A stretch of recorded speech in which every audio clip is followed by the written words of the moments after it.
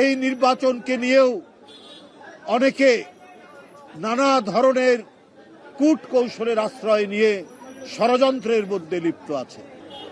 আমরা 5ই আগস্টের পর নানা বক্তব্য বিবৃতিতে আমাদের মনে হয়েছে যে জাতীয়তাবাদী শক্তিকেই টার্গেট করছে আরেকটা গণতন্ত্র বিরোধী শক্তি। তারা নানাভাবে নানা কায়দায় ধর্মের নামে এই সমস্ত বিভ্রান্তিমূলক কথাবার্তা বলছে। এখনো আমরা দেখছি ফ্যাসিবাদের বিভিন্ন জায়গায় উকি মারার দৃশ্য। পরাজিত আওয়ামী ফ্যাসিবাদ তারা বসে নেই, তারা পার্শ্ববর্তী দেশে পালিয়ে গেছে বটে, কিন্তু তাদের কালো টাকা আর অবৈধ অস্ত্র নানাভাবেই তারা কাজ করছে। তারা বিএনপির বিভিন্ন জায়গায় কোনো মিছিল হলে বা গণতান্ত্রিক শক্তির কোনো কর্মসূচি হলেই তারা অন্ধকার থেকে বেরিয়ে এসে সেখানে আক্রমণ করছে। আপনারা দেখেছেন যে চট্টগ্রামে জয় বাংলা স্লোগান দিয়ে পুলিশের উপর আঘাত করা হয়েছে, রক্তাক্ত করা হয়েছে পুলিশকে।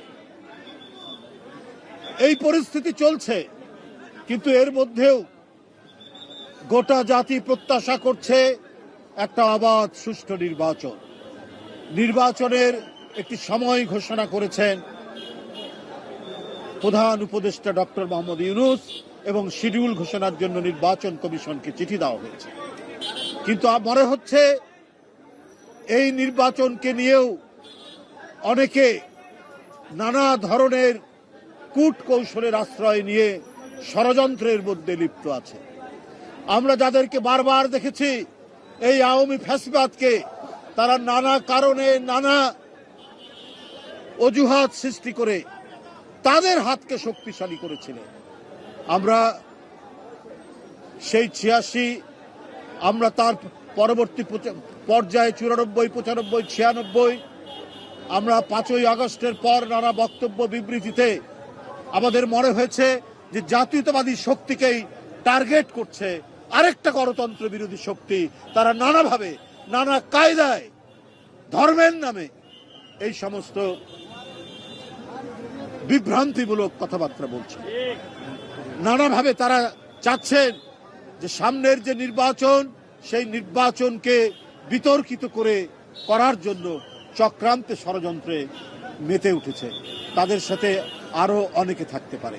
বন্ধুরা আমার কথা হচ্ছে, আমরা একটা আদর্শের জন্য লড়েছি, আর এই আদর্শ কায়েম করার জন্য আমাদের নেত্রী দেশনেত্রী বেগম খালেদা জিয়া এবং আমাদের ভারপ্রাপ্ত চেয়ারম্যান আপোষহীন লড়াই করেছেন, জাতিকে উদ্বুদ্ধ করেছেন, বিএনপির নেতা কর্মীদেরকে আত্মদানে উদ্বুদ্ধ এবং প্রেরণায় তাদেরকে উজ্জীবিত করে মাঠে নামিয়েছেন। আমাদের ডানে বামে সামনে পিছনে আমরা কে প্রভু আছে আমরা দেখিনি। আমরা চেয়েছি আমাদের স্বাধীনতা অক্ষুণ্ণ থাক, আমাদের সার্বভৌমত্ব টিকে থাক, আমরা আমাদের কথা বলার স্বাধীনতা তথা গণতন্ত্র ফেরত পাই। আর এই জন্য শিশু বাচ্চা, এই জন্য তরুণ কিশোর সহ ছাত্র জনতার উত্তাল ঢেউ এবং তাদের প্রাণের উৎসর্গের মধ্যে দিয়ে 5ই আগস্ট।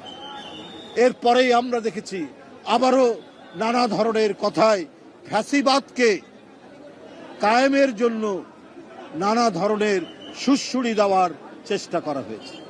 বন্ধুরা, যারা শিশুর রক্ত পান করে, যারা কিশোরের রক্ত পান করে, যারা ছাত্রের রক্ত পান করে, যারা রিক্সাওয়ালা শ্রমিকের রক্ত খাওয়ার জন্য রক্ত পিপাসু হয়ে উঠে, তৃষ্ণার্ত হয়ে উঠে, তাদের যদি প্রত্যাবর্তন ঘটনার চক্রান্ত করেন, জনগণ হচ্ছে সবচাইতে বড় আদালত, সবচাইতে বড় বিচারক।